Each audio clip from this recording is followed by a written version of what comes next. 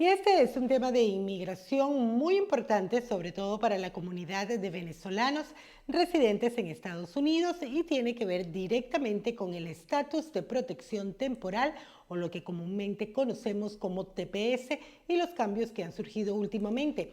Para hablar sobre este tema me acompaña el abogado Jorge Delgado. Bienvenido, abogado, ¿cómo está? Muy buenos días, muchas gracias por tenerme aquí en su programa. Cuéntenos, abogado, ¿cuáles son las últimas novedades que hay en relación con el TPS directamente para los venezolanos? Bueno, la gran noticia es que no solo se ha extendido el TPS ya existente para los venezolanos que estaba acá no ya un tiempo, sino que se ha creado un nuevo TPS. Esta es una gran diferencia que en el pasado creaba mucha confusión. Cada vez que decían se ha reabierto la inscripción, la gente pensaba que eso permitía a gente que recién llegaba a inscribirse. Fue terrible. He visto mucha gente ponerse en proceso de deportación solos sin darse cuenta que estaban cometiendo un error. En este caso, sí es correcto asumir que si yo soy un ciudadano de Venezuela y estaba acá presente en Estados Unidos el 31 de julio del 2023 o antes, puedo aplicar a este TPS nuevo. Es importante entender que ha habido las dos cosas, la extensión del TPS existente para venezolanos y la creación de un nuevo TPS. Es una diferencia muy importante. Esto, la verdad es que no lo he visto con otros países en mucho tiempo.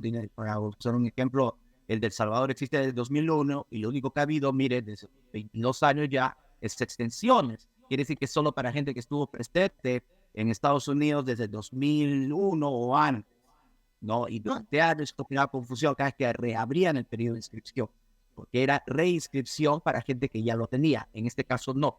Bien importante, es una diferencia que necesitamos enfatizar, porque es importantísima. Usted está acá en Estados Unidos, entró por la frontera, entró indocumentado, entró con visa, está con visa en este momento. No importa el estatus, usted es venezolano, estuvo acá presente el 31 de abril del 2023 o antes y sigue en los Estados Unidos hoy en día, puede aplicar por el TPS, ¿ok? Ahora, este nuevo estatus de TPS, como usted nos ha mencionado, está dirigido específicamente entonces a las personas que entraron al país independientemente de cómo lo hayan hecho, que permanezcan dentro del país y la fecha tope o de estadía fue el 31 de julio. No, no, no. La fecha del 31 de julio es una fecha importante porque es la fecha en que tendrían que haber estado en los Estados Unidos. Una persona que llegó el 1 de agosto del 2023, qué pena, pero no califica para aplicar para el TPS. Entiendo perfectamente. Ahora, ¿cuáles serían los requisitos para que estas personas deberían cumplir para inscribirse en Bueno, el lo primero es TPS? evidencia que son ciudadanos venezolanos. Esto lleva a otra pregunta que te he dicho, pero abogado, yo he vivido en otros países, tengo otras residencias. Todo eso todavía se puede aplicar, en mi opinión, pero es algo que merece mencionarse a los abogados. No, mire, yo soy venezolana, pero tengo ciudadanía italiana también. ¿Esto qué efectos tiene en el TPS? En mi opinión, uno igual puede aplicar, pero es algo que de verdad se debería conversar para tenerla clara. Evidencia que uno es venezolano, evidencia haber estado en los Estados Unidos el 31 de julio de este año o antes, o sea, haber llegado y de haber continuado en los Estados Unidos hasta la fecha que se aplica, ¿no? Yo pues estuve acá el 31 y me fui el 2 de agosto y regresé ayer. Ya tenemos un problema porque no tiene el problema de la presencia continua desde esa fecha en adelante. Ahora, ¿cuál es la diferencia de este TPS con el ya existente para los venezolanos? Bueno, la gran diferencia es que esto permite aplicar a gente que no tenía el TPS antes, ¿no? Porque la fecha anterior habían llegado después de la fecha en la que límite que había que estar en los Estados Unidos para aplicar, ¿no? Por ejemplo, tengo clientes que han llegado en junio de este año y me dicen, ay, si hubiera sabido que había habido un TPS, no, para los adivinos, hubiera estado acá en esa fecha, qué pena me lo perdí. Bueno, estos clientes ahora o estas personas ahora, estos ciudadanos de Venezuela, ahora, gracias a Dios, esta administración ha creado un nuevo TPS. No solo extendió el existente, sino que ha dicho, mira, tú has llegado el 31 de julio o antes, puedes aplicar por el TPS. Eso te va a dar un permiso de trabajo, te va a dar un estatus legal en Estados Unidos hasta que, bueno, veamos que puede salir en ese interino. es una gran cosa de verdad, porque, le repito, no importa el estatus de la persona. Tengo clientes que están acá con visas de trabajo, por ejemplo, y me dicen, ¿puedo aplicar al TPS? Y le digo, por supuesto que sí, porque ¿qué pasa si mañana la visa de trabajo, pues es esto, normalmente está condicionada a una sola compañía? Si mañana, y lo he visto, desgraciadamente, gente que estaba con visa de trabajo, me dicen, la compañía en la que trabajaba quebró, ¿qué hago ahora? ¿Cuál es mi estatus? No, te quedas indocumentado. Pero si estas personas ahora se aplican al TPS, ya su estatus no es hasta mejor, porque una visa de trabajo está limitado a una sola compañía, el TPS le permite trabajar con más de un empleado o por su propio puesto. ¿Los venezolanos que ya tenían su TPS anterior tienen que hacer ahora algún cambio? Por ahora no, por ahora no. Si es que ellos ya presentaron una aplicación que está pendiente, no tienen que hacer nada, tienen que esperar nomás a que sea aprobada. ¿Por cuánto tiempo se le está dando el permiso de trabajo a los aplicantes para este nuevo TPS? ¿Es diferente? Por la validez del TPS, este TPS se supone que va a durar por lo menos hasta el 2025, hasta abril del 2025, así que eh, por ahora eso es, esperemos que continúen lo que es las tendencias en estos casos, pero volviendo a los ejemplos de Haití o de Honduras. Honduras tiene el estatus de TPS desde 1999, ya son más de 2 décadas que existe ese estatus. 3, no, 2 décadas, perdón, disculpe mi falta de matemáticas. Pero sí, Dios mediante, este trend, esta tendencia continuará también con el TPS de los venezolanos. Ahora, ¿qué tienen que hacer entonces los venezolanos para aplicar para este nuevo TPS? ¿Cuál es el primer paso a dar?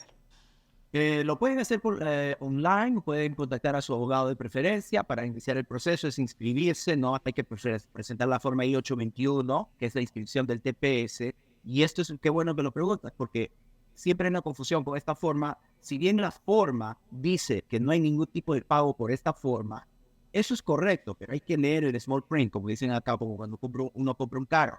Pero sí hay que pagar para que me hagan un chequeo de seguridad, y esto se hace mediante el proceso de biometrics, donde toman las huellas digitales, y ese proceso cuesta $85.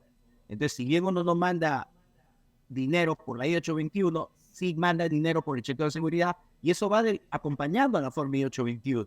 Entonces, como dirían mis hijos, es lo mismo pero diferente.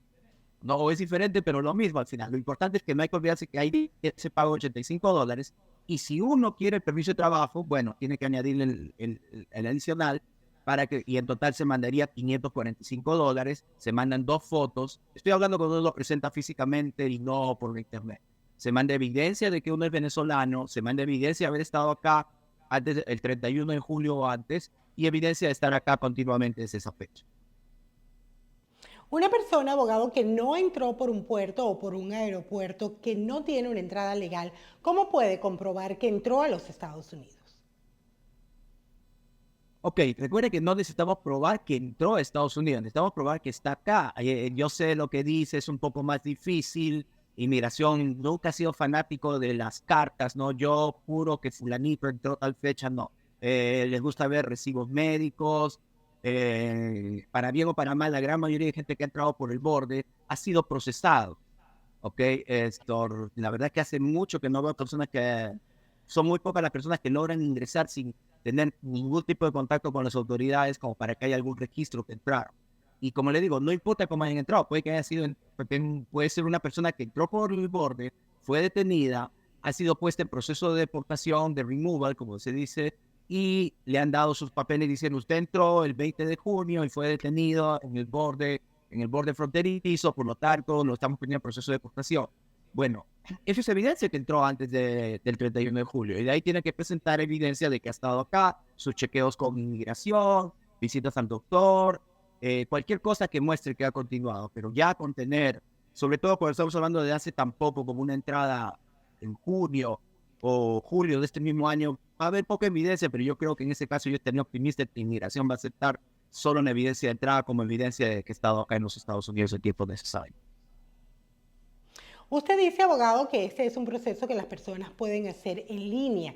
Sin embargo, es recomendable que las personas se pongan en contacto con su abogado de confianza para que pueda guiarlos en este proceso, porque cualquier error, tanto en la aplicación como en los requisitos que usted nos ha mencionado, se traduce en que pudiera ser negado el TPS y es pérdida de dinero y pérdida de tiempo.